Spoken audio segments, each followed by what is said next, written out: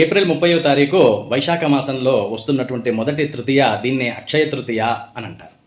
అక్షయ తృతీయ రోజు ఏది చేస్తే అది అక్షయమైపోతుంది అనేటటువంటిది పెద్దల ఉవాచ మాట, దేవుడి శాసనం.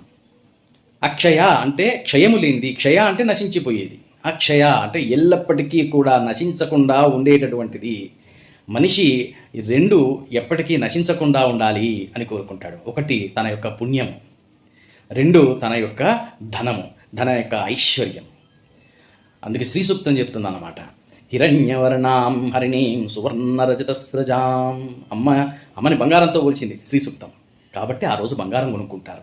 ఆ రోజు మనం బంగారం కొనుక్కున్నాం కాబట్టి అది అమ్మ యొక్క స్వరూపము కాబట్టి అష్టైశ్వర్యాలు ఇక మన ఇంట్లో పెరుగుతూనే ఉంటాయి అనేటటువంటి ప్రతిపాదన చేశారు మన వాళ్ళు. అందుకోసమని బంగారం కొనుక్కుంటారు. కానీ ఆ రోజు కొన్నటువంటి ఏ వస్తువైనా సరే లక్ష్మీ స్వరూపమే. అదే రోజు